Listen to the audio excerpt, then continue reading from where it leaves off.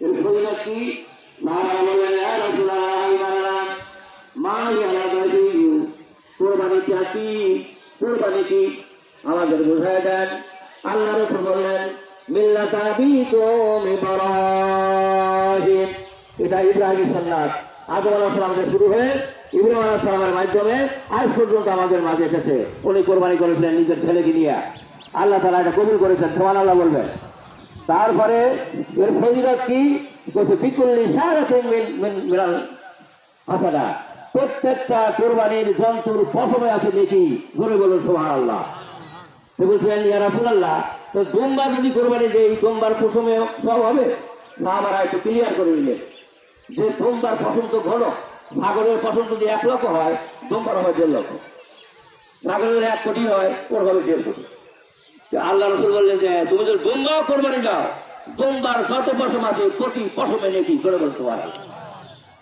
এবং কোরবানির জন্তুর শিং, খুর, চামড়া, হাড্ডি এগুলো কিয়ামতের ময়দানে দাঁড়ায়া যে কোরবানি দিবে তার সাক্ষী দিয়া জান্নাতে যাওয়ার চেষ্টা করবেন, সুবহানাল্লাহ বলবেন।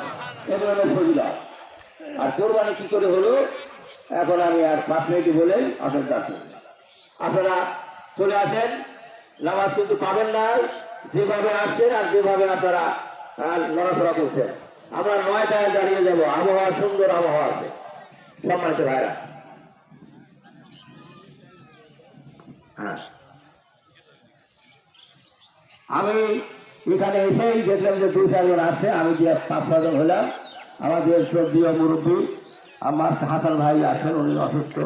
আল্লাহ ওনাকে সুপারিগুলো নসিব করুন, আমি। আর আমার সামনে বসে আছেন আমাদের আপনাদের সকলেই পরিচিত সম্মানিত আমার সাথে চেয়ারম্যান সাহেব।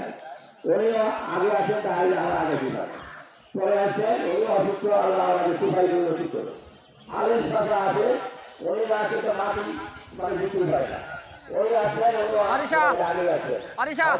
সরকার ভাই আছে, আর মাসুদ ভাই আছেন, তাজ ভাই আছেন, এবং আব্দুল গনি ভাই সহ কয়েকজনকে দেখলাম। আর যারা আসেন নাই, চলে আসেন। আমরা 8-10-12 মিনিট সময় আছে, আমরা ইনশাআল্লাহ 30 বছর সময় দাঁড়িয়ে যাব। হাদিসের ভাষায় ঈদুল আজহার 8 তারিখে আল্লাহ নবী আলুল আম্বিয়াদের পিতা বলা হয় ইব্রাহিম আলাইহিস সালামকে। ওনাকে আল্লাহ স্বপ্ন দেখালেন ঈদুল আজহার 8 তারিখে রাতে। স্বপ্ন দেখলেন, আমি সে কথা আরবিতে বলছি না। আল্লাহ তাআলা বললেন যে তুমি কোরবানি করো। উনি স্বপ্ন দেখলেন। এই কোরবানি করার কথা শুনে তিনি সকালবেলায় 100 উট কোরবানি করলেন, সুবহানাল্লাহ বলে। এরা নবী ছিলেন, এরা আমাদের অনুসরণীয়। দেখেন তারা কেমন মুসলিম ছিলেন। বললেন কোরবানি করো, রাত্রে স্বপ্ন দেখেই কোরবানি করে দিলেন। তবে নবীদের স্বপ্ন হলো ওই ছিল, সত্য ছিল। আমাদের স্বপ্ন অনেক কিছু হয়, আমরা দেখি একটা আর হয় একটা। দেখি স্বপ্নে অনেক টাকা পাচ্ছি, মিষ্টি খাচ্ছি ইত্যাদি। ঘুমেছেন, উঠে দেখবেন যে টাকাও নাই, মিষ্টিও নাই, মুখ আরো গন্ধ হয়ে গেছে, কি যে খাইছে ঠিক নাই, কথা বললেন না।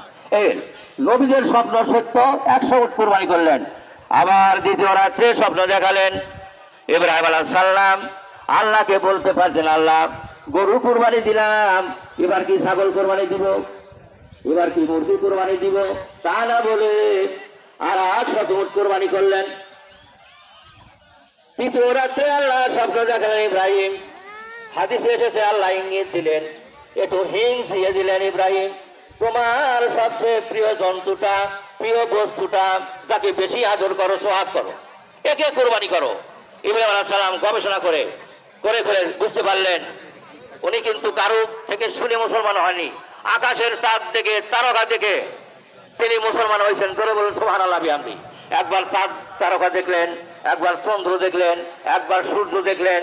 দেখার পরে পরবর্তী আয়াতে বললেন, unless my God guide me, আল্লাহ যদি আমাকে গাইড না করেন, হিদায়াত না দেন, I shall surely be among those who go astray. বলছেন যে লাইল্লাম ইয়াহদিনি রব্বি লাকুনান্না মিনাল কওমিদ দাল্লিন। পরের বার বলেছেন আল্লাহ যদি আমাকে বারবার এইটাই দেখান, আমি হিদায়াত পাবো না। আল্লাহ যদি আমাকে হিদায়াত না দেন, আমি তো পথভ্রষ্ট হয়ে যাবো। এই জন্য আল্লাহর কাছে হিদায়াত ছিলেন, আল্লাহ তাকে হিদায়াত দিয়ে দিলেন। বলে বলুন সুবহানাল্লাহ। একা একা মুসলমান হয়েছেন। মুসলমানে নিয়েছেন নিজের কুড়াল দিয়ে, লিঙ্গ ঘরে রেখে, তাদের উপরে রেখে, চোখ দিয়ে কাটিয়ে মুসলমান হয়েছেন। সুবহানাল্লাহ বলেন। তার থেকেই করবেন। দ্বিতীয় রাখে তখন এটা দেখে সকালবেলা পূর্বের আকাশে সোনালী সূর্য রোদে তামাম পৃথিবী আলোকিত হয়ে গেল। তিনি তরবারি আনলেন, তরবারি এনে পাথরের সাথে শান দিতে লাগলেন। এটা দেখে তামাম পৃথিবীর আকাশ বাতাস চন্দ্র সূর্য সব স্তিমিত হয়ে গেল, নীরব নিস্তর হয়ে গেল। যে ইব্রাহিম কি শুরু করে দিল, সন্তানকে সামনে রেখে তরবারি কাল দিচ্ছে। তারা এটা থেকে নিশ্চুপ হয়ে গেল। আকাশে আরশে আকাশে লক্ষ লক্ষ ফেরেশতারা কান্না রোল করে গেল। কিছুক্ষণের মধ্যে ইসমাইল আলাইহিস সালামকে কোরবানি দিবে। এই ঘটনা তারা জানে। ইসমাইলকে ৮৬ বছর বয়সে আরাধনা প্রার্থনা আকুতি মিনতি করে আল্লাহর কাছে চাইছেন, রব্বি হাবলি মিনাস সালিহিন, আল্লাহ একটা নেক সন্তান দেন। আল্লাহ এই আকুতি মিনতির পরে একটা নেক সন্তান দিলেন। ধরে বলুন সুবহানাল্লাহ। এটা দিলেন। সেই সন্তানকেই আল্লাহ কোরবানি করার কথা বললেন।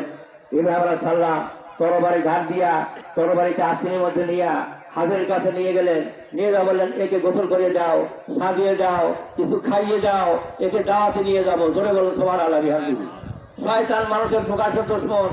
শয়তান ইব্রাহিমের কাছে যাও, ইব্রাহিম দাঁড়াও, তুমি কোথায় যাচ্ছ? তুমি এত পাগলামি করো কেন? তুমি আল্লাহর নবী, একটা সিলেক্টেড নবী। আল্লাহ তোমাকে নবুয়ত দিয়েছে। আর সবচেয়ে দেখে তুমি কি সিদ্ধান্ত নিচ্ছ? এটা দুঃসাহসী সিদ্ধান্ত। তুমি যে কাছে চান্স না পেয়ে গেলেন হলো ইসমাইলের কাছে, ইসমাইলের পিছনে। ইসমাইলকে বলে, বাবা কোথায় যাও? তাহলে যাবো আব্বার সাথে। কোথায় যাচ্ছ? দাওয়াতে নিয়ে যাচ্ছে। দেখো তোমার আব্বার তরবারি নিচে ছুরি, তোমাকে জমে করে ফেলে দিবে, দাওয়াত খাওয়ার হাত তোমাকে মিটাই দিবে। বলছেন তাই যদি হয় তা তুমি তো শয়তান। আল্লাহ আমাদের কোরবানির মতন হয়। ধরে বলুন সুবহানাল্লাহ। কোরবানির জন্য কবুল হয়, আল্লাহ কবুল করে বলে আমি। আল্লাহ রাসূল মা ফাতেমাকে বলে, বিবি ফাতেমা আমাদের নবীর মেয়েকে বললেন, মা কোরবানি যখন করবে তুমি কোরবানির পশুর সামনে দাঁড়িয়ে থাকবে। কেন? কোরবানির পশু জবাই করবে, রক্ত মাটির পড়ার আগেই কোরবানির দাতা দ্বারা আল্লাহ তাদের জিন্দেগীর গুনাহগুলো মাফ করে দেন। কিন্তু